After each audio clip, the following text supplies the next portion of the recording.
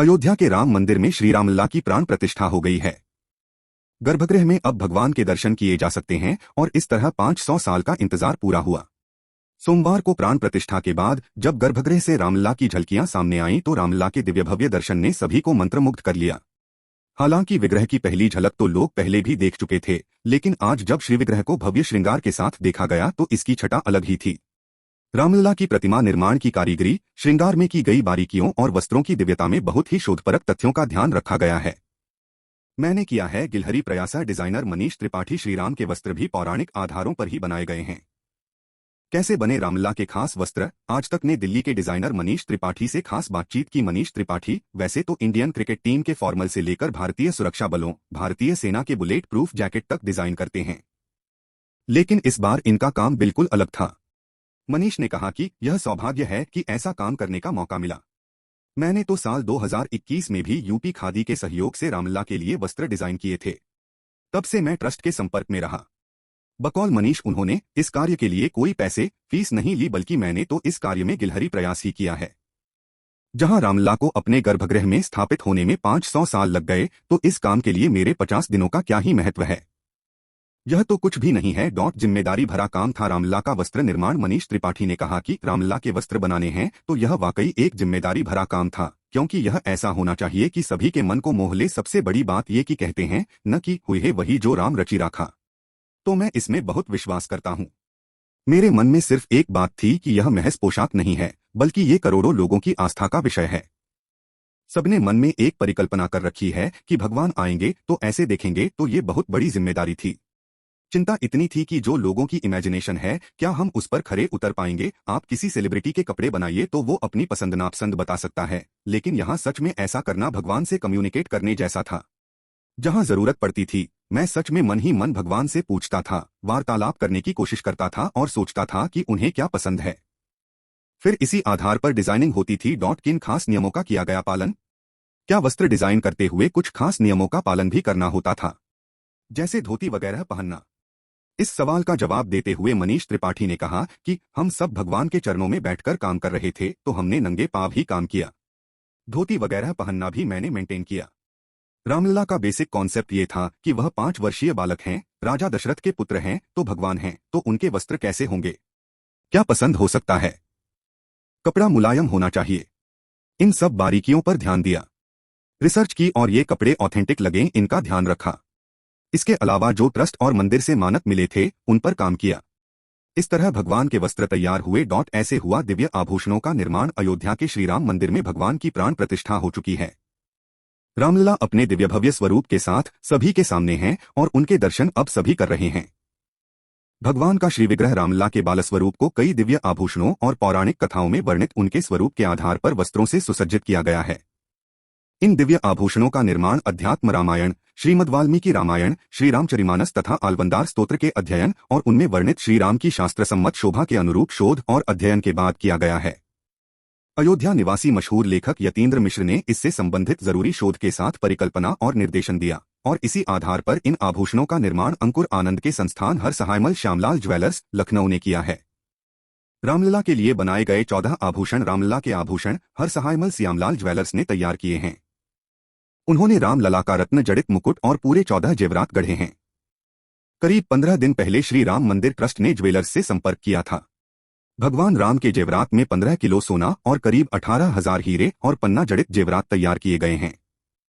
इनमें भगवान राम का तिलक, मुकुट, 4 हार, कमरबंद, 2 जोड़ी पायल, विजयमाला, 2 अंगूठियां शामिल हैं। मुकुट में सूर्य चिन्ह, मछली और मोर भी शामिल। भगवान राम के मुकुट में सबसे पहले भगवान सूर्य का चिन्ह बनाया गया, क्योंकि भगवान राम सूर्यवंशी थे। राजसी शक्ति का प्रतीक पन्ना को लगाया, जिसमें एक बड़ा पन्ना मुकुट के केंद्र में लगाया गया। भगवान राम के मुकुट को राजा के बजाय एक 5 साल के बालक की पगड़ी के तौर पर बनाया गया है। मुकुट में उत्तर प्रदेश के राजकीय चिन्ह मछली को भी बनाया गया है। इसके साथ राष्ट्रीय पक्षी मोर भी इसमें शामिल है। जब ज्वेलर्स को ट्रस्ट के पास भगवान राम का मुकुट बनाने के लिए आमंत्रित किया गया तो उनसे ट्रस्ट ने शर्त रखी थी कि मुकुट बनाते समय इस बात का ध्यान रखें कि भगवान राम एक 5 वर्ष के बालक हैं।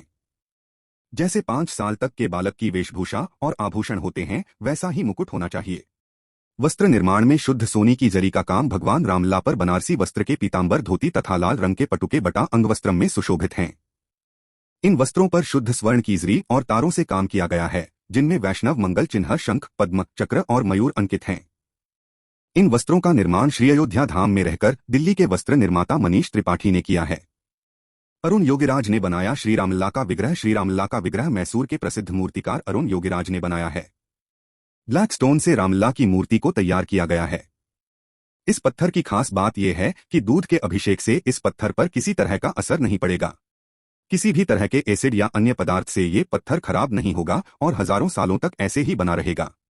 रामलला 5 वर्षीय बाल स्वरूप में भव्य राम मंदिर के गर्भगृह में विराजमान हैं। मूर्ति की ऊंचाई 51 इंच है।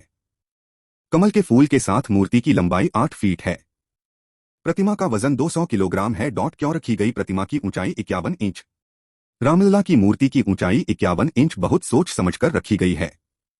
अमूमन भारत में एक 5 वर्षीय बच्चे की लंबाई 51 इंच के आसपास होती है।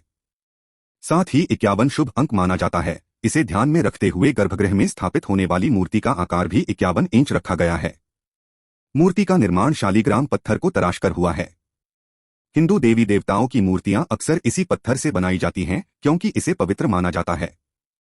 शालीग्राम एक प्रकार का जीवाश्म पत्थर है जो आमतौर पर नदियों की तलहटी में पाया जाता है। श्याम शिला की आयु हजारों साल होती है। ये जल रोधी होती है। चंदनरोली से मूर्ति की चमक प्रभावित नहीं होती है। 10 अवतारों का चित्रण, हनुमान जी और गरुण की भी मौजूदगी। 10 अवतारों का चित्रण, हनुमान जी और गरुण की भी मौजूदगी। रामलला के विग्रह से आस्था और अध्यात्म की झलक साफ तौर पर दिखाई दे रही है, जो पहली ही नजर में राम भक्तों को आकर्षित करती है। भगवान राम के मस्तक पर लगा तिलक सनातन धर्म की विराटता को दर्शाता है। मूर्ति में सूर्य, ऊक, गणेश, चक्र, शंख, गदा, स्वास्तिक और हनुमान जी की आकृति बनी हुई है। रामलला की मूर्ति में उत्तर और दक्षिण भारत का समावेश दिखाई देता है। इसमें भगवान विष्णु के 10 अवतार, 1 मत्स्य, 2 कूर्म, 3 वराह, 4 नरसिंह, 5 वामन, 6 परशुराम, 7 राम, 8 कृष्ण, 9 बुद्ध और 10वां कल की अवतार का वर्णन है। साथ ही सभी 10 अवतारों की आकृतियां भी बनाई गई हैं। मूर्ति में हनुमान जी और गरुण की आकृतियां भी हैं। मूर्ति की चौड़ाई 3 फीट है। मूर्ति का वजन करीब 150 से 200 किलो है। मूर्ति के ऊपर मुकुट सुशोभित है। श्रीराम की भुजाएं घुटनों तक लंबी हैं। मस्तक सुंदर और आंखें बड़ी हैं। ललाट भव्य है। मूर्ति कमलदल पर खड़ी मुद्रा में है। रामलला के हाथ में तीर और धनुष हैं। मूर्ति में 5 साल के बच्चे की बाल सुलभ कोमलता झलक रही है। श्रीराम मंदिर की खास बातें और निर्माण शैली। भव्य श्री राम जन्मभूमि मंदिर का निर्माण पारंपरिक नागर शैली में किया गया है। इसकी लंबाई पूर्व पश्चिम 380 फीट है, चौड़ाई 250 फीट और ऊंचाई 161 फीट है, और यह कुल 392 स्तंभों और 44 दरवाजों द्वारा समर्थित है। मंदिर के स्तंभों और दीवारों पर हिंदू देवी देवताओं और देवियों के जटिल चित्रण प्रदर्शित हैं। भूतल पर मुख्य गर्भगृह में भगवान श्री राम के बाल स्वरूप श्री रामलला की मूर्ति को रखा गया है।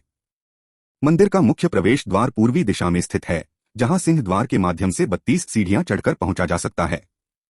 मंदिर में 5 मंडप। मंदिर में कुल 5 मंडप हॉल हैं: नृत्य मंडप, रंग मंडप, सभा मंडप, प्रार्थना मंडप और कीर्तन मंडप। मंदिर के पास एक ऐतिहासिक कुआं सीताकूप है, जो प्राचीन काल का है। मंदिर परिसर के दक्षिण पश्चिमी भाग में कुबेर टीला में भगवान शिव के प्राचीन मंदिर का जीर्णोद्धार किया गया है। साथ ही जटायु की एक मूर्ति भी स्थापित की गई है। मंदिर की नींव का निर्माण रोलर कॉम्पैक्ट कंक्रीट आरसीसी की 14 मीटर मोटी परत से किया गया है, जो इसे कृत्रिम चट्टान का रूप देता है। मंदिर में कहीं भी लोहे का प्रयोग नहीं किया गया है। जमीन की नमी से सुरक्षा के लिए ग्रेनाइट का उपयोग करके 21 फुट ऊंचे चबूतरे का निर्माण किया गया है।